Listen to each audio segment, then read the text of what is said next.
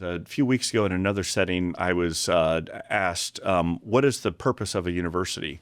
I said, I'll give it to you in 3 words: pursuit of truth. Even if we may argue about what those truths are and how much they can be known, at least believing that it is out there is a wonderful orienting principle for the entire purpose of a university. Welcome to Peter Robinson, Unbridled. We just recorded a show with Will Inboden, the brand new provost of the University of Texas at Austin. If you spend as much time in academia as I have, for my many sins, but if I've spent time in academia, you'll discover that a lot of people who reach senior positions in administration are jaded, worn out, beat down by getting attacked from one side by the faculty and by the other side by disgruntled alumni. You will see none of that in Will Inboden. He's a man who loves the University of Texas, who believes in the academic mission, and who is full of energy. Will Inboden on Peter Robinson, Unbridled.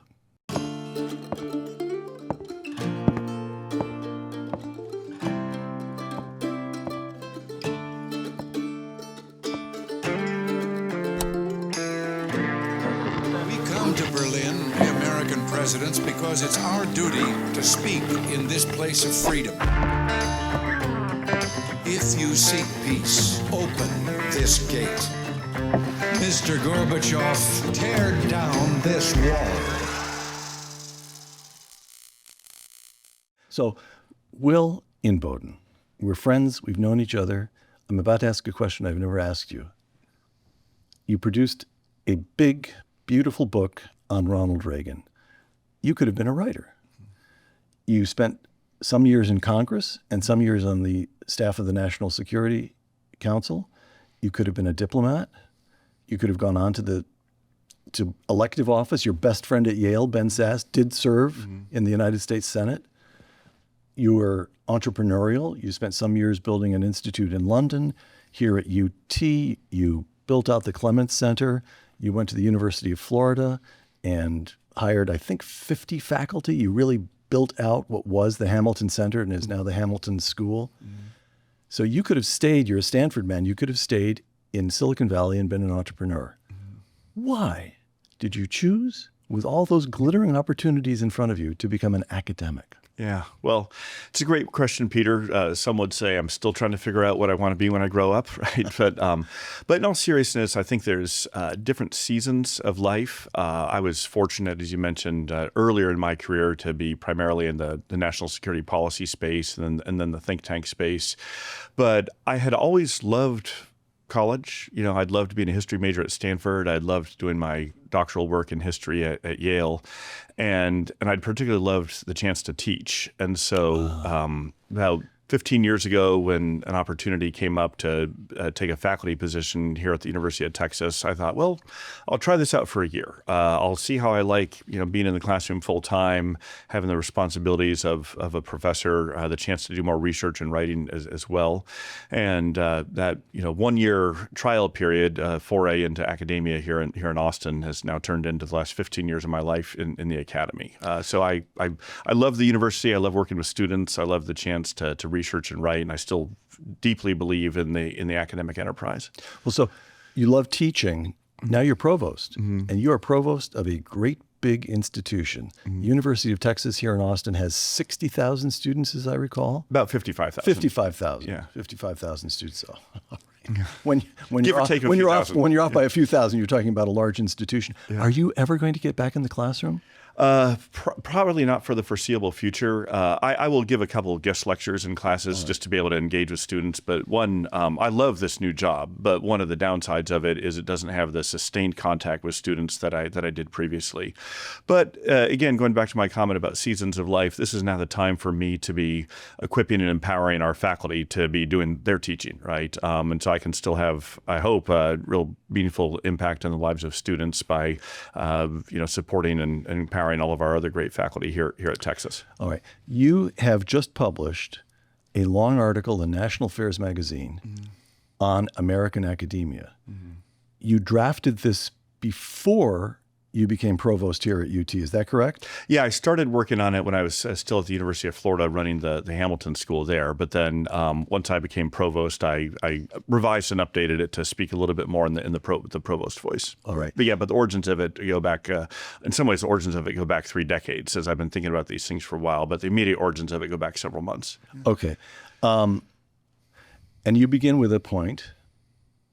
The point of departure for your entire article is that confidence in American institutions, the confidence the American people repose in American institutions of higher learning has collapsed. And that these numbers long predate the Trump administration. We can come to President Trump and his, but we don't need, we're talking about a long-term trend. So what went wrong? What's gone wrong? Yeah, boy, it's a number of things. And I try to trace several of those strands in the article, but I think at the core of it is, over the past century, what I call a social contract had developed between the American people and higher education, and especially American research universities. And we can, talk about the details of that. But basically, it was a sort of grand bargain of the American people would provide all sorts of financial and legal and social and cultural support for universities, and would value them as kind of the pinnacle of student achievement for their sons and daughters.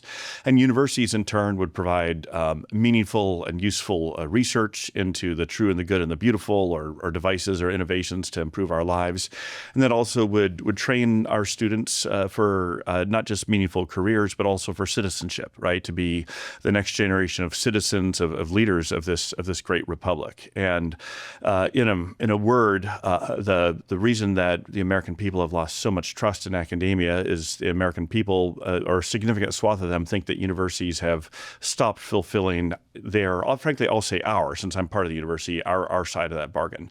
And that the collapse in trust really started about a decade ago, and it was accelerated by a number of different things. COVID accelerated it, the George Floyd, and then the aftermath of the protests, October 7th, and frankly, the deeply troubling campus responses to Hamas's attack on Israel. All those are some of the accelerants to what was already kind of a growing sense of disquiet and distrust among the American people. Okay, so let me sum up what I think I understand, and I'm tossing in a little bit of my own interpretations, which you may feel free to bat away. But the notion here is, particularly you and I, you for academic reasons, me because when I was a kid, I worked in the White House during the final years of the Cold War. You and I, our point of departure for both of us in many ways is the Cold War. During the Cold War, the federal government begins funding particularly research universities in a major and massive new way. And the assumption is that the universities and the American people are in it together, that the universities are part of the American project, and that the form that project took at that time was the struggle in the Cold War. But it was assumed that there was no great distance in outlook, in ideology, frankly, and in purpose between American universities and the American people. And now, all these years later, decades after the Cold War ended, the American people look at this and say, wait a moment, they've drifted off in this direction, and we're still here. This enormous gap has opened up. Who do they think they are? Roughly? Yeah, that's a great synopsis of it. Again, I mean, we could nuance it, and I may come back to a couple of developments, particularly in the Cold War, that we can now see in hindsight anticipated some of the later trends. But yeah, I think it comes down to a critical mass of the American people now look at universities and think, those universities have turned against the basic values that we hold as Americans. And they're continuing to take our money. And they're continuing to take our money and more of our money. Yeah, but they've turned against the American way of life, but they still want our American money, if I were to put it in kind of a blunt and punchy way of what I think a critical mass of the American people, and now a lot of our elected leaders are thinking as well. And so we're now going through obviously a reckoning of this crisis of trust between the American people and higher education, but they're trends that in some ways go back decades. You tell a story in your article on National Affairs that I found very striking. And it was when you were a doctoral student at Yale, and Yale was having various professors come in to speak to the doctoral students about why they, the professors, chose to pursue the careers they chose. Yeah. And the story goes? Yeah. So this is the fall of 1998. And so I'm a brand new PhD student in the history doctoral program at Yale. And I had previously worked for 4 years on Capitol Hill. So I had a kind of a little interregnum there, if you will, as a young congressional staff member, deciding to go back into academia with a plan at the time of becoming a professor. And this anecdote I'm about to share was one of a few that incidents that happened there that kind of soured me on becoming a professor, which is why I then stayed away from the academy for many more years. But during my 4 years on Capitol Hill, I worked for a Republican member of Congress, and I really enjoyed it. I was, then as now a political conservative, but I had honestly grown weary of the partisanship on Capitol Hill, and it's only gotten worse, right? But even in the 90s, it was something of an acrimonious time, and I thought, well, I want to go to graduate school and become an academic to get away from politics. It's not that I don't value politics at all, but I just want a different vocation, different calling, and want to be able to study the past more dispassionately and be able to teach students no matter what my political background is and what theirs is. So that's the context for me. So in this PhD history seminar, we had another Yale professor come through. Each week, a different Yale professor would come through to tell his or her academic story and about their work as a way to expose us to the guild of academia. And he says, all right, well, here's my story. Here's how I decided to become a professor. He says it was 1983, so at the time, 15 years earlier. He said I was, waiting tables or tending bar in Boulder, Colorado, and trying to figure out what to do with my life. He'd recently finished his undergraduate, and he was watching the evening news, and he saw, in his words, that war criminal Ronald Reagan had just invaded the peace-loving island nation of Grenada. And he says, I was so outraged at that. I thought, I've got to do something. I've got to do something to protest this militarism. I know what I'm going to do. I'm going to go get a PhD in history and become a professor. And it was very jarring for me because, sure, whatever one may think of the invasion of Grenada, people can have strong reactions to it. But in this case, the strong reaction would lead to then that, in his mind, that action or that protest movement of getting a PhD and becoming a professor was very alien to me, right? In a word, he was pursuing his PhD to further his political activism, whereas I had decided to pursue a PhD to get away from political activism. And that it's just one anecdote, but I've heard many, many different versions of that story from many other professors over the years, almost all coming from, the more progressive end of the spectrum, that they pursued their doctoral work as a kind of a natural outgrowth of political activism. And that, I think, accounts for some of the pockets of hyper-politicized academia that we are dealing with today. Right. Well, you have in your article in National Affairs, you quote a 1915 statement by the American Association of University Professors. And I'd like to read this. And I'd like to read it because at this stage of the game, in the year 2025, it is simply assumed that academia, in some ways it's assumed that it's the job of academia to be progressive, to speak truth to power, to critique the rubes who live in the middle of the country and elect Republican. That's what they're supposed to be. Here's the American Association of University Professors in 1915. It is the distinctive duty of the university to be the conservator of all genuine elements of value in the life of mankind. The university is indeed likely always to exercise a certain form of conservative influence. Close quote. Now, they're using conservative in this quotation in the correct and original meaning, which is to conserve, to preserve, to cherish, and to hand on what we find most valuable in the human experience. But that is not a progressive impulse.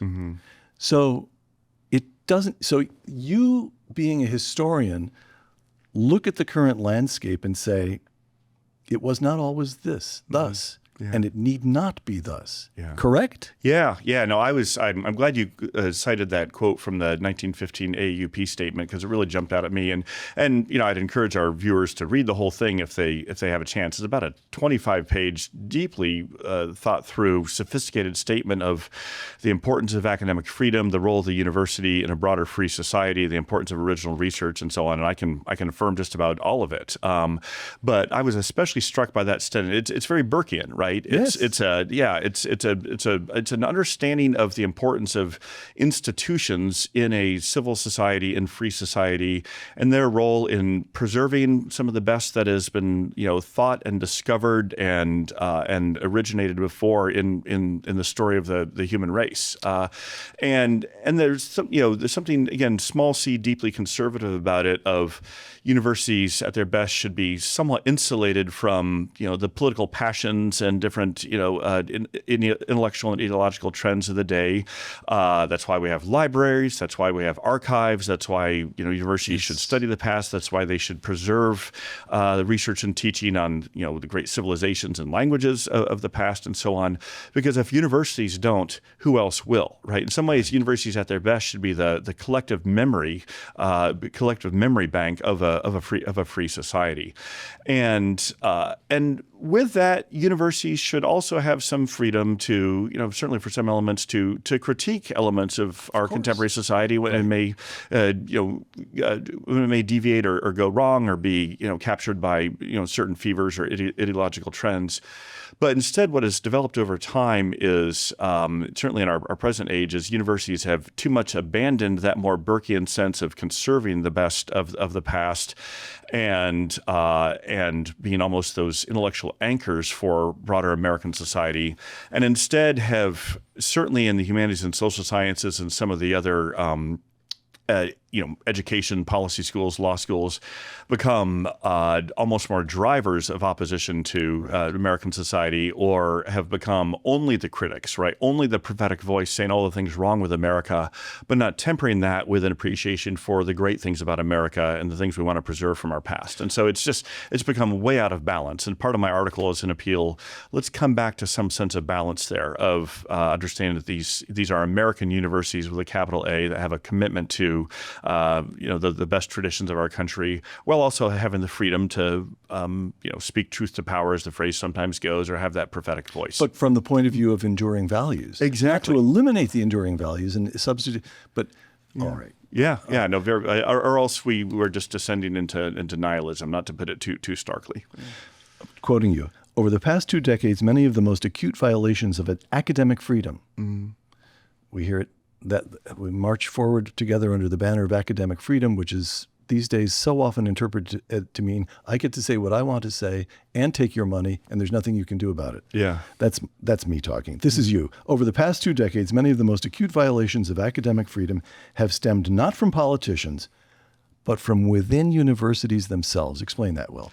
Yeah, this is where, and this goes back to the broader sense of many Americans losing trust in universities, is even if most Americans can't give you a textbook definition of academic freedom, they have a sense, all right, the universities are where professors are supposed to be free to research what they want and teach what they want. But then a lot of Americans have rightly seen too many universities being very intolerant or squelching or even purging their own professors who may dissent from the prevailing progressive orthodoxies. And as you can see in the article, I catalog a lengthy and very dispiriting list of professors at Harvard, Yale, Princeton, Stanford, and some lesser-known universities. There was even a case a number of years ago here at the University of Texas where a professor who may dissent from certain academic orthodoxies and will publish an article on that or try to teach a class on that or maybe even give an interview on that, will be vilified, ostracized, sometimes even lose his or her job from their own university. And the normal organizations, the university leadership that are supposed to protect these things, or the AAUP, who we mentioned earlier, have just kind of stayed silent or sometimes even been complicit in this. And so, yes, in our prevailing moment, I do have concerns about, political leaders maybe stepping in some overly heavy-handed ways and restricting what can be researched and taught at universities. And those are also threats to academic freedom. But I think the more acute and sinister threats to academic freedom have come from within the academic house in all those cases I cite. And that's part of the growing public distrust. Is it just seems like hypocrisy, right? The universities claim to have these certain standards of academic freedom protections, but then honor them in the breach, or only protect them if it's a certain favored viewpoint, but not the dissenters. And if it's not universities protecting dissenting viewpoints, who else will? STEM and the China problem. That's a quotation from you. STEM and the China problem. Yeah. What is that problem? So STEM is the acronym that a lot of universities use for science, technology, engineering, and math, right? So that constellation of those very empirical, very quantitative, science and engineering fields. Which is the research project. Yeah, largely. particularly the research. Yeah, the research project of it as well. And one of the great goods of American higher education, especially research universities over the last century, especially during the Cold War and beyond, has been all the life-changing, path-breaking discoveries that federal support for STEM research at universities has helped bring about, right? And I cite a number of them in the article, almost too many to count, right? Life-saving drugs, new communications technologies, many of the devices that we rely on every day in our lives. So much of that stems from university research, and so we're talking about something that was a good idea and that for decades did fundamentally work. Yeah, exactly. Yeah, and so that part of the social contract universities were fulfilling. We're doing cutting edge STEM research that is providing real benefits to the American people. The problem is about 20 or 30 years ago, university STEM research also started providing those benefits to China, specifically to the Chinese Communist Party. And over time, that has grown into a real crisis. And we're now becoming much more aware of it and taking measures on it. But in a nutshell, the Chinese Communist Party, particularly its intelligence services and its military, realized the way that they can gain an edge in technology, the way that they can catch up to the United States on technology, is to send a significant number of their graduate students and their scholars to American universities to legitimately enroll, but then to basically steal, purloin, and otherwise capture a lot of the technology innovations that American universities were doing research and teaching on and send them back to China. And universities have been just too complicit in this or just too asleep at the switch and embracing these partnerships with China without thinking much more carefully about, might this actually be hurting American national security by letting what has now become our main peer competitor, our main strategic rival and adversary gain so much technological benefit to our detriment. So correct me if I'm mistaken about this, because you've actually researched the Cold War. I only lived through a bit of it. But I went back at one point and tried to figure out how many Soviet students studied in the United States in the entire period of the Cold War, from, let's say, 1947, when Truman gives the Truman Doctrine speech, all the way through to 91, when the Soviet Union collapses. And I came up with about 50,000. That seems to be the number who studied in the United States for 4.5 decades. And on any given day in this country, right now, we have hundreds of thousands, not millions, but hundreds of thousands of Chinese nationals studying in our universities. Okay. So as far as I can tell, and here I may simply be giving voice to the naive view of the ordinary American. I happen to like ordinary Americans, but maybe this is ill-informed. Universities have known, because at some level we've all known, that China's been robbing us blind. Trillions of dollars of American technology stolen by China. And university after university after university has been accepting money that is in one way or another tied to the communist government, which is to say the Chinese Communist Party, to fund research, to fund this center, to fund that center. It's outrageous. It is outrageous. It is outrageous. All right. No surprise. You and I agree on that. But here's the second bit. And you don't, this is a serious, difficult problem. You don't go into this in detail in your article. But if you've got hundreds of thousands of Chinese nationals, how can a university be expected to crack down to figure out which nationals are stealing, which are here out of goodwill?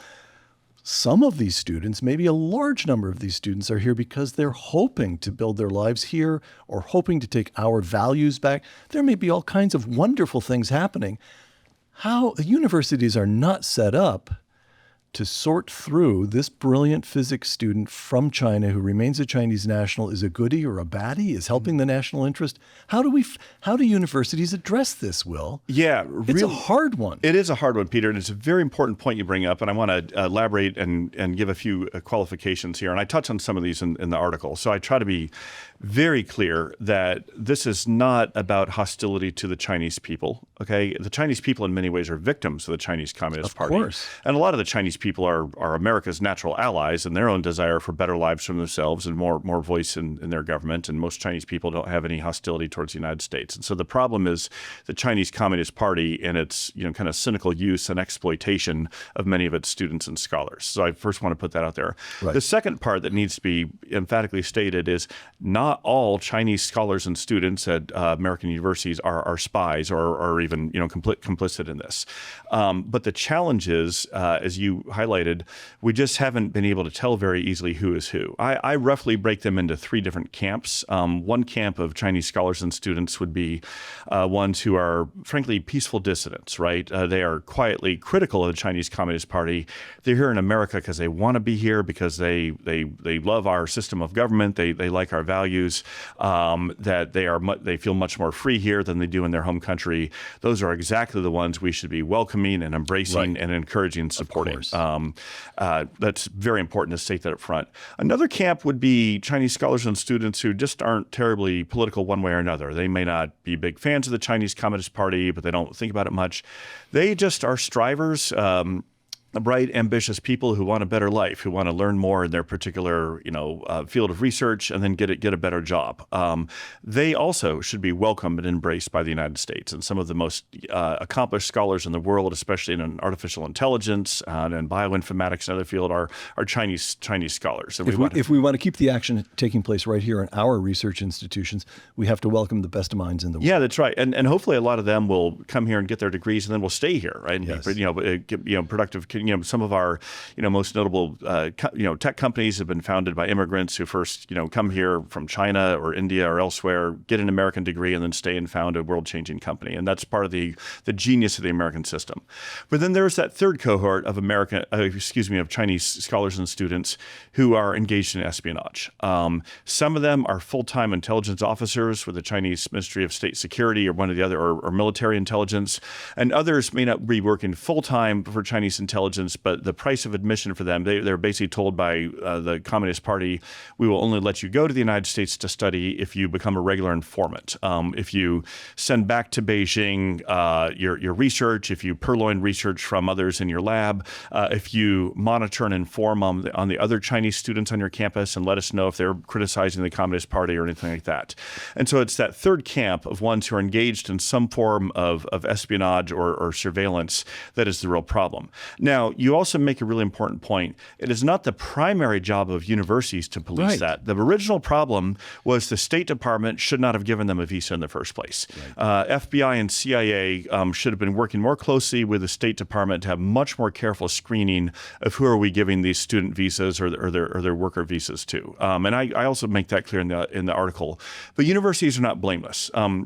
The two problems with universities in this area are, one, universities have shown no demand signal to the U.S. government. Hey, please help police and screen these students you're sending our way, so that we make sure they're not engaged in espionage. At a minimum, universities should be saying it is our patriotic duty as American universities to do our part to show that this is a priority of ours. And second, more troubling, is quite a few universities, when FBI or State Department would come to them and say, hey, we're a little worried there may be some espionage going on your campus, don't want to cooperate at all. Say, oh, no, leave all the Chinese students alone. We don't even want to look into this or ask those questions. Academic freedom, exactly, yeah. And so it's a call for universities to just be more vigilant and to make clear we want to work with and embrace Chinese scholars and students who will be productive in their fields and will not try to undermine American values and will not be engaged in espionage. We want to welcome those. But any who are engaged in espionage or working against the interests of America and the free world should not be welcome here. And it's a very hard balance, but it's one that universities have, I think, almost completely abandoned. Yeah, they haven't even tried. Have completely abandoned their responsibility. So, And similarly, too many American scholars have done too many research collaborations with Chinese entities that we now know were linked to the Chinese military or intelligence. And those scholars weren't asking the questions they should have of, hey, if I'm being asked to share all of my research with these entities in Beijing or Shanghai, what assurances do I have that it's only being used for peaceful academic purposes? Well, very few. Got it. another of the big headings in your article is the decline of the liberal arts. Now explain that. Yeah. This is a kind of a personally anguishing one for me because my own academic training is in history and then more broadly in the liberal arts, right? So this is in some ways the cry of a wounded lover, right? But someone who really loves the humanities, who loves the social sciences, who, that's what all my degrees are in, and is still very committed to reforming and revitalizing those. I've said in other contexts that liberal arts is the intellectual heart of the American university, not to take anything away from, science and technology and engineering and math, but the original founding of universities 1,000 years ago with Oxford and Cambridge and later German was a liberal arts project.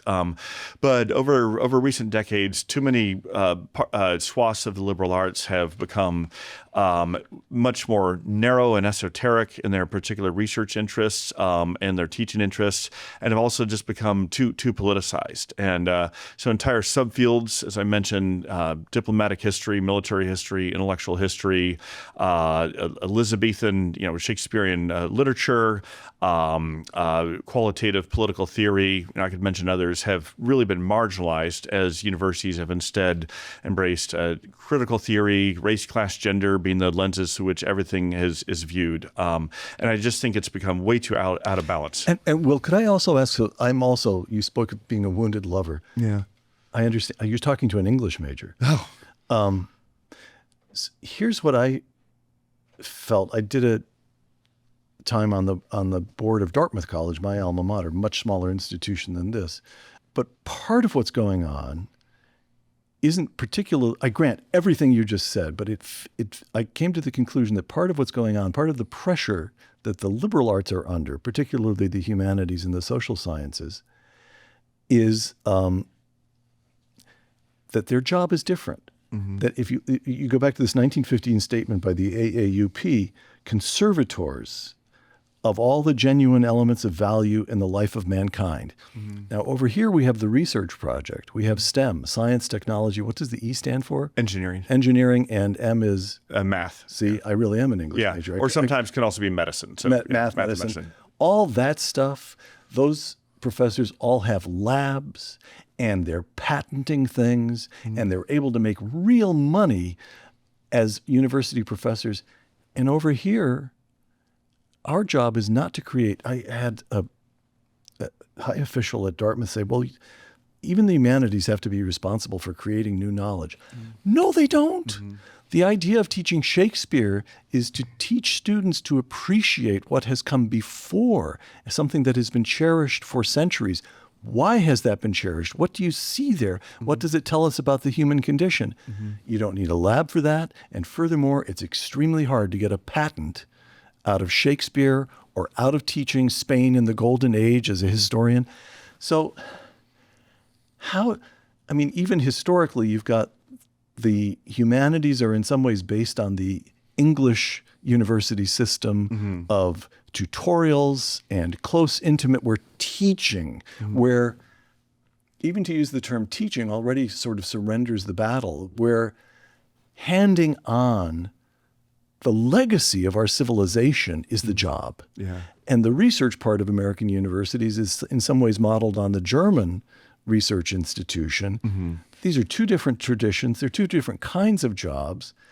And it feels to me as the politicization is for sure a problem. Nobody in his right mind would major in English if what you're going to do is get Shakespeare through the lens of gender stuff. It's just crazy. Yeah. But at the same time, I came to the conclusion that people teaching Shakespeare feel under pressure to do something new. Yeah. Right? So how am I onto something there? And is there some way for there's a lot there, and again, I'll try to unpack it briefly, and I will strongly agree in part, and then I will disagree a little bit in part on one aspect. You know more than I do. Well, I view this as a seminar. Yeah, but no, we have that same basic love for the humanities. You again as an English major, and me as a history major. So, first I'll say I think the starting point for any academic approach to the humanities needs to be a little bit more appreciation, and I will dare say even reverence for the past, of asking what can the past teach us today? What can we, discover anew today from the past that'll help equip us for human flourishing, for appreciating what it means to embrace the true and the good and the beautiful here in the 21st century. And too often, too many humanities fields, whether in their research and teaching, instead takes more of a view of the past as just an unrelenting story of oppression, right? And we sit in judgment on the past. And again, judgments of the past are appropriate, but it needs to be balanced and tempered with an understanding of the past and asking first, what can the past teach us, rather than what sort of political judgments can we impose on the past. There's a little bit of a balance there. But the second thing is there are just huge swaths of the past, not just in history, but as mentioned in English, that humanities and social science departments just aren't looking at all anymore, right? Insofar as the recent military history is military history, intellectual history, business history, even, for example, right? Unless it's through a Marxist lens of the corporation of a vehicle of oppression of the workers or something. And so entire fields, this is not a political statement. This is kind of an academic research statement. Entire fields of inquiry and study and teaching in the past, whether in English or in history or in religious studies or in some parts of political science, are just being abandoned by universities. And so that would be one thing to say. But then the second is when they are studying those aspects of the past, it's too often through this politicized lens. But I will also say that I still think, even though a lot of study of the past has already been done, there's always new things we can be discovering from the past, right? So, here we are when we're recording this, we're approaching the 250th anniversary next year of the Declaration of Independence, the founding of America, right? There's been some phenomenal books written on that, but we still don't fully understand every aspect of the story, and that story needs to be told anew for the current generation. So I would love to see another wave of scholarship on the American founding, understanding the infinitely interesting personal stories of the different founders and the different ideas they were wrestling with, and the many ways that it could have gone wrong, right? It still is, if we pause and think, a remarkable story that this, frankly, kind of band of reasonably well-educated peasants and farmers were able to stage a successful military revolt against, at the time, the most powerful empire in human history, and also to stage that revolt based not primarily on force of arms, but force of ideas, right? 250 years later, that is still staggering. And I worry that we have lost the significance of that. And I tell an anecdote in the article about how so many students these days are just unaware of that. Tell that story. Okay, I will, because this was one of these kind of aha moments for me of, oh my goodness, we have lost our way as a university. So a few years ago, I was teaching a master's student seminar, about 25 students, on international relations. And we did one unit on the American Revolution as a geopolitical shock. As I was just saying, how is it that a small plucky band of colonial rebels could successfully rebel and get independence from the largest empire in human history at the time? And it just was, would not have been predicted in most international relations theories, right? But in the course of giving my mini lecture to the students, I quoted a few lines from the Declaration of Independence. And all I got was these blank stares. And I paused and I realized they don't know what I'm talking about. And I said, can I just see a show of hands? This won't count to your grade. Of the 25 or 30 students in the class, how many of you have ever once in your lifetime, high school, elementary school, college, summer, read the Declaration of Independence? And only 2 hands went up. And I was just stunned. It only takes about 10 minutes to read it, right? And again, one of the most important documents in human history, certainly in American history. And that was discouraging. And then the next part was even more discouraging. Master's degree students. Yeah. These are not freshmen, right? These are not high school students, master's degree students. Then I said, how many of you have read some portion of the 1619 Project? And almost every hand went up. Now, for our listeners, you need to describe the 16. For our listeners, you don't need to just tell us what the Declaration of Independence is, but give us 2 words on the 1619 project. The 1619 Project came out a few years ago. It was a big project for the New York Times. It was a series of articles, which then was turned into a book, and now an entire curriculum that they are pushing on primary and secondary schools across the country.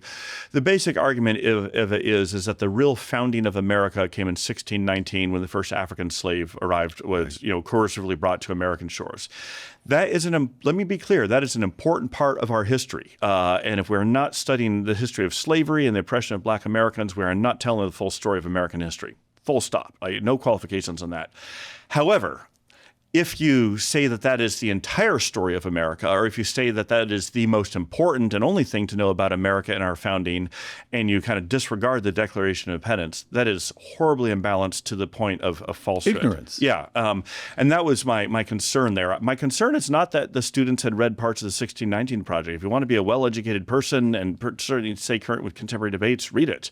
But read it alongside the Declaration of Independence. Make sure you know the full picture of the story. And it was that imbalance that I found so troubling. And then if you look at, as I said in the article, the plummeting levels of patriotism, of basically love of country that the younger generation feels today, well, it's very troubling, but it's also not surprising if you realize they've not been taught anything about America's founding principles and ideals. And if you're not going to know anything about something, you're not going to have much reason to love it. Will, I want to return to your article in a moment, but once now you use the phrase, this great republic, and a couple of times you've referred to the true, the good, and the beautiful. Yeah. You believe this is a great republic, and you believe that the true, the good, and the beautiful do exist and are in one way or another attainable. It is our job to seek them out, to identify them, to cherish them, and to build our lives on them in one way or another. Doesn't that make you a bit of an outlier right there? Possibly so. It's interesting you ask it in that way because a few weeks ago in another setting, I was asked, what is the purpose of a university? That's it. I said, I'll give it to you in 3 words, pursuit of truth. And every activity that goes on a research university campus, the research, the teaching and training of students, the public engagement, the service, all of that should be oriented around the particular lodestar of that there is a truth, there is a body of truths out there, and at least some parts of it are discoverable. It may be murky, it may be contested, it may be hard, and we're going to argue about it, but at least believing that it is out there, that can animate our research, that we're going to discover true things in our research, that can animate in our teaching, that we can encourage students in your reading, in your writing, you can be pursuing truth. And underneath that truth, it may be some truths about science and physical reality, but also maybe truths about the human condition, like what is our real nature, what is the sources of happiness and goodness and meaning in life. And even if we may argue about what those truths are and how much they can be known, at least believing that it is out there is a wonderful orienting principle for the entire purpose of a university. And yet if we abandon that, if we say, well, there is no real truth, or we all are going to only discover our own small t truths, then it just becomes kind of at its worst, a squabbling contest for power. And that is not what we want for universities or for our very existence as a country. Okay. So when Pontius Pilate said, what is truth? You'd be dubious about including him here at the University of Texas faculty. Yeah, well, I don't know that he would be a tenured professor here. Yeah, but on the other hand, I've in other words, this debate has been going on for a long time, and you come down on one side. Yeah, exactly. Yeah. All right. But even asking that question, what is truth? The more optimistic reading is understanding maybe there's a possibility that it's out there, and we need to work to discover it. Right. So Pontius Pilate did ask. Yeah, he did ask. He was searching. He did not say there is no truth. He just said what is truth. Right. Yeah. Right. Fair enough. All right. So one of the other points you make, this is I want to move to your new life as provost, but to complete your article, you talk about the imbalance in viewpoints at universities. When I was coming up and the 60s generation were establishing themselves, moving from associate professors to full professors at institutions across the country, a wise professor of mine, Jeffrey Hart, who wrote for National Review and was a conservative, a great literary scholar. And a great scholar, overtly conservative and a great scholar, said, do not worry. Time and chance happeneth to all men. One day they will retire. This will right itself. It is a sort of a generational madness, but sanity will reemerge in the natural course of things. That didn't happen. That didn't happen. Some mechanism instead got established in which the progressives, liberals as they were then called, of the 60s generation set in place some kind of mechanism across universities in which they were self-replicating. So that only their ideological, not only, I'm overstating it some, but overwhelmingly, people of their ideological viewpoint went into the profession and were selected and were hired at major universities. What happened? Yeah. Why did that occur? Yeah, boy. Again, a lot to unpack there, and as with those, I'll try to do it briefly. But you can keep me on course here, right? So, but I first want to make clear, and those of our viewers who will read the article will see that I do talk about the problem of discrimination against political conservatives in the academy and the dearth of them, really, right, and the diminishing numbers.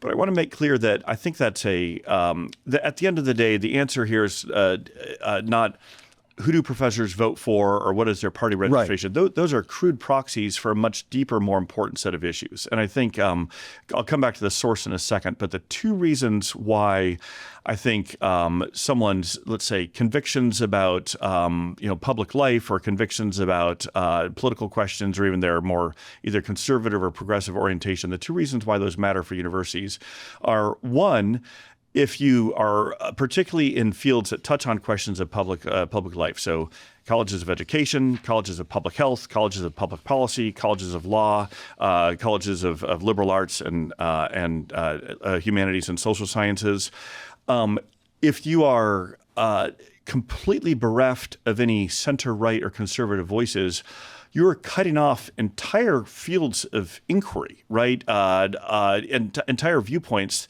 that should be a part of just a robust and broad set of research and teaching questions, right?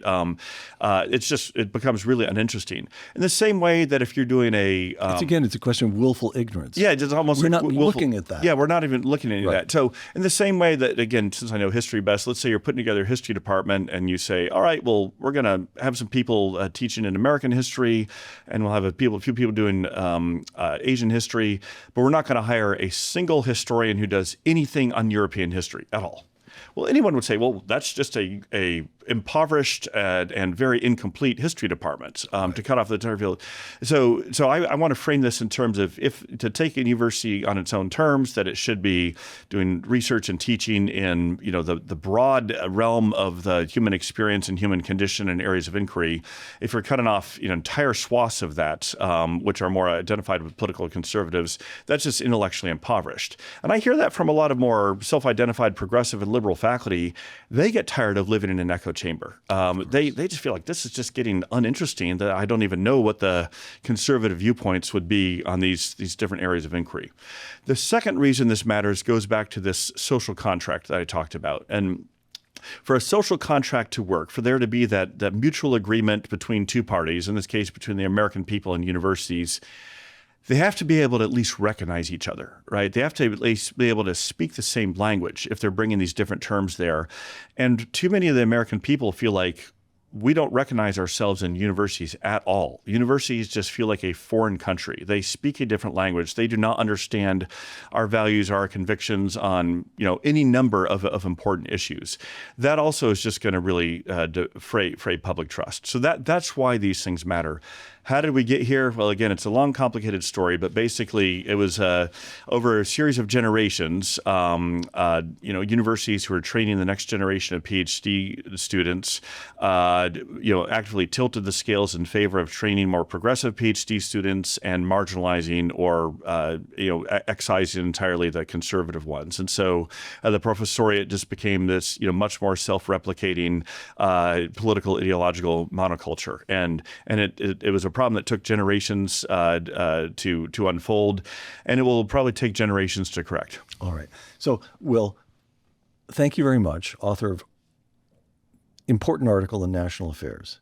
Now, Will Inboden, new provost of the University of Texas. What are you going to do? Let me, University of Texas, as we've already said, there are 55,000 students. As best I can tell from looking around on websites, you've got 3,000 faculty right here in Austin. Yeah. You've got a governance structure that includes a board of regents. You've got the chancellor of the UT system. You've got the man you work with, the president of this campus. You've got the governor and the legislature down the street here. This is a big, complicated institution. And here you are saying, we can do better. What are you going to do? Yeah.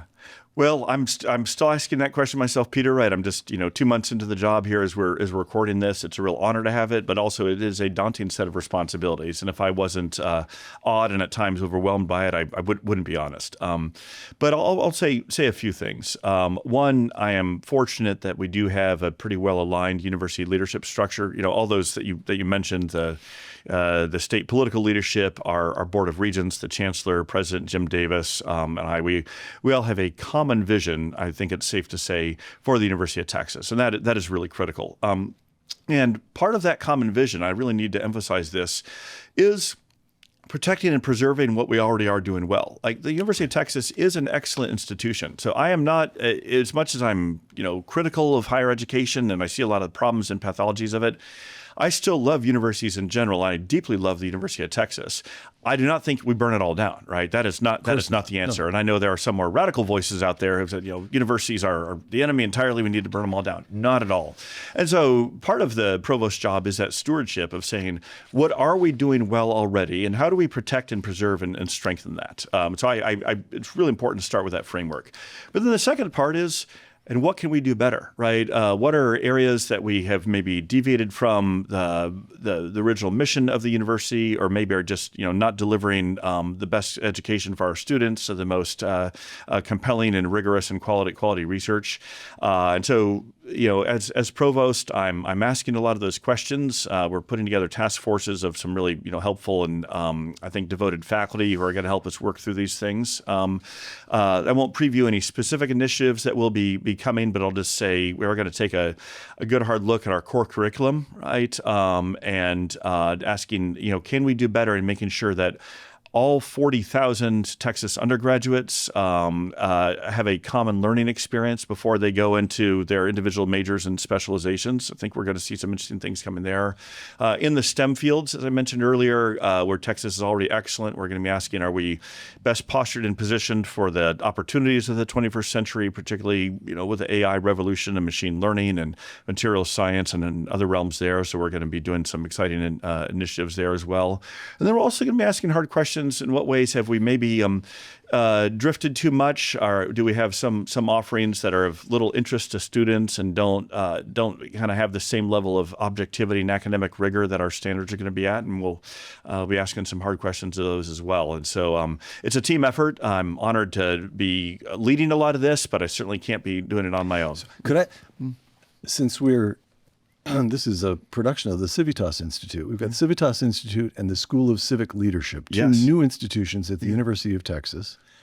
And yet so I assume you're going to say nice things about those, but in your piece in National Affairs, you're a little leery of the idea of setting up island-like programs of conservative in the small c sense of conserving and carrying on, identifying the best that has been thought and said for students while leaving the rest of the academic enterprise untouched. You're a little bit skeptical. This strikes me as odd because you're the man who just, down there in Gainesville, you just transformed the Hamilton Center into the Hamilton School. Okay, so where do the School of Civic Leadership here at UT, which now has its first students this year, and the new Civitas Institute, where do they fit into the vision? Yeah, they are very central to this vision. Yeah, but that's key there. They are central to this vision of university reform because they are also central to the life of the University of Texas. And one of my these are not sops to the conservatives. Exactly. Yeah, and one of my concerns, I don't quite put it this bluntly in the article, is that if new academic units such as those are going to be created, they can't become ghettos or little islands unto themselves that may be physically located on campus, but otherwise are not integrated into the rest of campus life. And that's why I'm quite encouraged thus far, right? So Civitas Institute, which is, if you will, and I know you're obviously an exemplar of this, the more public-facing arm, right, is doing some really interesting research on economic mobility in Austin, connecting with the broader city of Austin, kind of town-gown relations there. And it's really, I think, becoming a great platform for engaging in some of the broader public debates of the day on governance, on policy, on connecting university research with these policy questions that people in Washington and elsewhere are asking. And the School of Civic Leadership Leadership, again, our newest academic unit has just brought in its first class of students. All you need Academic unit, very important. Yeah. Tenured faculty. Yeah, it has tenured faculty, degree granting. Yeah, exactly. Right. Yeah. And, all you need to know about my support for that is my main faculty line is located there. So besides being provost, I'm also a new professor in the School of Civic Leadership. But again, we are building it in a way that, a number of the faculty in the School of Civic Leadership have appointments in other departments, in history, in economics, in philosophy, for example. They're cooperating on some curricular reforms, like with the new minor in politics, philosophy, and economics. And the new SCL, School of Civic Leadership faculty, are very committed to living up to the really rigorous research standards expected of all University of Texas faculty. So it's a very valuable new unit, but I can't stress enough how it is a fully integrated part of the University of Texas, and that will be, I think, key to its continued growth and flourishing. Now to the really important matter. Do you have any advice for Coach Sarkeesian? So I will stay away from that one. That is certainly above my pay grade. But to say one of the many things I love being back at UT is I'm a huge college football fan, and it's great that the team is off to a winning start so far. Will, let me quote again from your article in National Affairs, and then we'll go to that deck of cards. That deck of cards, exactly, which has been staring ominously at me this entire time. Yes, I'm quoting you. As both a historian and a citizen, I know that the American university has been an exceptional source of our nation's power, prosperity, and goodness. Now, power and prosperity, we've been talking about that, the way, in particular, the research project has contributed to to the nation's economic prosperity, to its ability to win the Cold War, to its ability to defend itself and its allies. Got it. But goodness? Yeah. No, this is why I love the university so much, is I do think that, historically universities have been central to, I think, some of the best things about America, right? To us being a force for good in the world, to the way that we've been able to welcome so many international students and scholars. Obviously, we talked about the problems on the China front, but that's the exception to the rule of this has been, American universities have been one of the most potent sources of what's called soft power in American history and human history.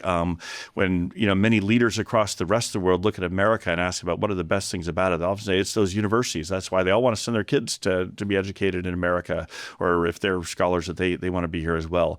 But also just thinking about what has enabled us to be a force for the expansion of human liberty around the world, the expansion of prosperity around that. I think those are good things. So many of those insights, the people who are trained to eventually become leaders in those fields, the research innovations that help fuel those fields, the tremendous reduction in global poverty around the world, the decline in global hunger. So much of that can be traced back to American universities. And I'm very happy to make a moral judgment there. I think that is good. And I think that is a part of America's goodness. And that's part of the broader appeal of this article and this project is let's recapture that sense of American universities being key pillars of American goodness. Will, I cannot tell you, we're friends, but I cannot tell you what a wonderful feeling it is to hear a man who is provost of a great, big, rich institution, a major institution in American life, who has not become a cynic. Thank you, Will. Yeah. Now let's have some fun with the cards. Okay. All right. I will follow your cue here. I've been warned about this. Okay. The idea here is that I fan these things out as if I know what I'm doing with a deck of cards. I don't really, my mother was very good with cards, oddly enough. We're not going to be doing Texas Hold'em. No. Yeah. You're just going to choose. I'm going to spread these out. I should have fanned them nicely, but I'm just going to spread these out. Choose three. Choose them one, and don't look.